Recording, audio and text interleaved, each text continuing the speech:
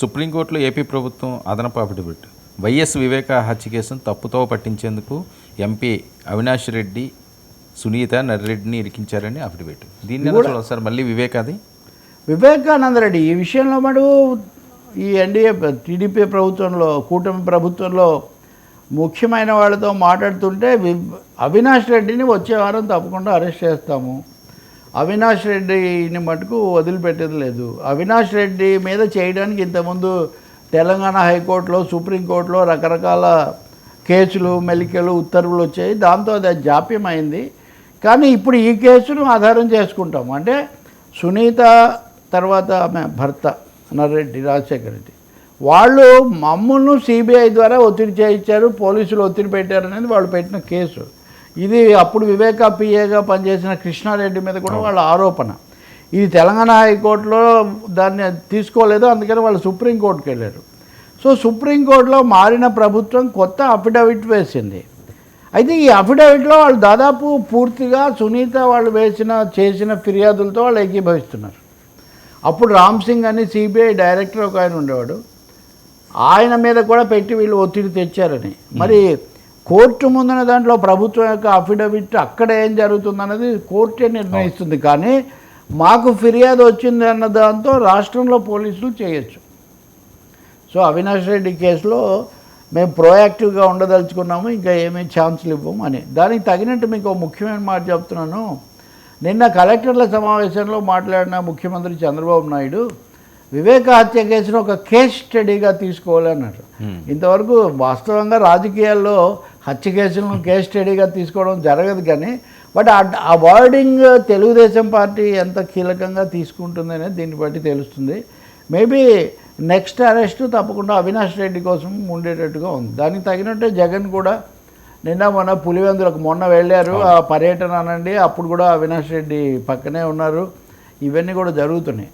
So ఇప్పుడు అవినాష్ రెడ్డి వైపే అన్నీ వీళ్ళ దృష్టి కోణం, వీళ్ళ టార్గెట్ అనండి అవి నడుస్తున్నట్టుగా కనిపిస్తుంది. ఈ కేసులు ఏమవుతాయంటారు, మల్టిపుల్ కేసులు ఉన్నాయి. దస్తగిరి భార్య వేసిన కేసు ఉంది, ఇప్పుడు ఈయన సెక్రటరీ వేసిన కేసు ఉంది, రంగయ్య చనిపోయాడు, దానికి సంబంధించిన ఆరోపణలు చాలా ఉన్నాయి. అయితే ఇవన్నీ మీరే అధికారంలో ఉన్నారు, కేంద్రం ఇప్పుడు మీరే ఉన్నారు కదా, మరి మమ్మల్ని ఎలా అని వాళ్ళు కూడా వాళ్ళ కౌంటర్స్ వాళ్ళు చేస్తారు. అంటే అరెస్ట్ అయితే చేయడము, ఆయన ఇబ్బందులు పెట్టడం జరుగుతుంది, అంటే ఇరకాటంలో. తర్వాత మిగిలినవి ఏం జరుగుతాయి అనేది న్యాయస్థానాలు నిర్ణయించాల్సిందే. కోర్టులు కూడా కొంచెం తీవ్రంగానే తీసుకుంటుంది, అంతవరకు కనిపిస్తుంది. వాళ్ళను వీళ్ళను కూడా గట్టిగానే ప్రశ్నలు వేస్తున్నారు. అదే ఏకపక్షంగా అయితే ఎప్పుడో అటో ఇటో తేల్చేసేవాళ్ళు కదా. అవును, ఇన్ని దశల్లో AP high court, Telangana high court, Delhi supreme court చాలా జరుగుతున్నాయి. సరే, ఏంటి పోలీసులు తీర్పే ఏపీ హైకోర్టు ఆగ్రహం, మెప్పు కోసం పని చేయొద్దంటూ సీరియస్ అవునని చాలా తీవ్రమైన విషయం అండి. ఇప్పటివరకు మనం చర్చించేవన్నీ టీడీపీ వైసీపీలో ప్రభుత్వం తరఫున అయితే ఈ వ్యాఖ్యలు మటుకు చాలా స్పష్టంగా ఏపీ ప్రభుత్వము మరి ముఖ్యంగా పోలీసులు వ్యవహరిస్తున్న తీరును హైకోర్టు చాలా తీవ్రంగా నిన్న అభిశంసించింది. ప్రేమ్ కుమార్ అని ఒక ఆయన ఇందాకట్లాగే సోషల్ మీడియా సైనికుడు, ఈ సోషల్ మీడియా సైనికుడు ఒక పోస్ట్ పెట్టాడట, గుంతలు పూడ్చాలి అంటే వైసీపీ జగన్ హయాంలో గుంతలు ఎక్కువగా పడిపోయి రోడ్లు వేయలేదని కదా, వీళ్ళు మేము పూడుస్తాము అన్ని బాగు చేస్తామన్నారు, కానీ గుంతలు పూడ్చాలంటే టోల్ గేట్ కట్టాలి అని ఆయన ఒక నాటకం పెట్టాడంట. సో ఇది ప్రభుత్వం యొక్క ప్రతిష్టకు భంగం కలిగిస్తుందని ఆయన మీద కేసు పెట్టి ఆయన అరెస్ట్ చేస్తే సంథింగ్ లైక్ దట్. ఇంకా చిన్న వివరాలు వదిలేయండి, ఆయన కూతురు కేసు వేశారు.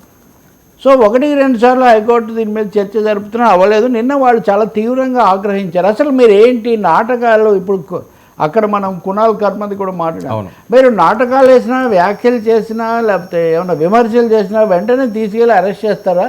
అరెస్ట్ అంటే మీకు అంత తేలిక అయిపోయిందా, ఎవరిని పడితే వాళ్ళను మీద అరెస్ట్ చేయడం అని చెప్పి హైకోర్టు న్యాయమూర్తి చాలా తీవ్రంగా ఏపీ పోలీసులు మా ఆదేశాలు కానీ మేము చెప్పే సంయమనం కానీ కనీసం పాటించడం లేదు. కేసులు వేయండి, అది వేరే విషయం, కానీ వెంటనే అరెస్ట్ అన్నది ఇదైందని. సో ఇది వైసీపీ వాళ్ళు కొంచెం ఉపశమనం కింద వాళ్ళు, అంటే కోర్టు జోక్యము, ఇక్కడ ప్రాథమిక హక్కు భావ ప్రకటన స్వేచ్ఛ అంటే నిజమే కదా. తిట్టడం వేరు, తిడితే కూడా అబ్యూజ్ చేసుకో, అది ఎంతవరకు వస్తుంది?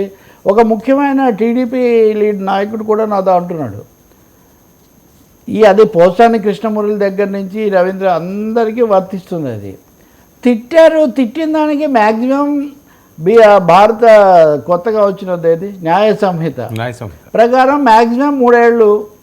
3 ఏళ్ళు పడే వాళ్లకు తప్పకుండా మీరు కోర్టులో హాజరుపరిస్తే వాళ్ళకి బెయిల్ కూడా ఇస్తారు, ఏది విచారణ పూర్తయ్యే వరకు. మరి అటువంటిప్పుడు ఇది అంతా అయిపోయింది, ఇంకా ముగిసిపోయింది అన్న స్థాయిలో మీరెందుకు వ్యవహరిస్తున్నారు, ఇది ఎందుకు ఇలా క్లైమాక్స్ పరాకాష్ఠకు తీసుకుపోతున్నారు అనే ఒక సందేహము అసలు అధికార పార్టీలోనే వచ్చింది. కానీ దానికి తగినట్టే న్యాయస్థానం కూడా ఇది 2వ 3వసారి, ఒకసారి గతంలో విడుదల చేశారు, ఇప్పుడు ఇతన్ని కూడా విడుదల చేయాలి, ఇలా మీద పోలీసులు హద్దు మీరి వ్యవహరిస్తున్నారు అన్న పద్ధతిలో వాళ్ళు చెప్పారు. అంటే మనం ఫస్ట్ హాఫ్లో చేసిన డిస్కషన్కు ఇదో కంటిన్యూషన్ అనుకోవచ్చు. అంటే చాలా పకడ్బందీగా జాగ్రత్తగా నిజంగా ఆధారాలు చట్టబద్ధమైన జాగ్రత్తలు తీసుకోకుండా చేస్తే మటుకు ఒక ఏడాది పాటు చూసాం కాబట్టి ఇక మీదట మేము కూడా కఠినంగా ఉంటాము, ఇప్పటివరకు చెప్తూనే వస్తున్నా వినడం లేదు అని కోర్టు వీళ్ళ మీద అక్షంతలు వేసిందని సమాచారం కాదు, ఆ వివరాలన్నీ కూడా ఉన్నాయి కావాలంటే.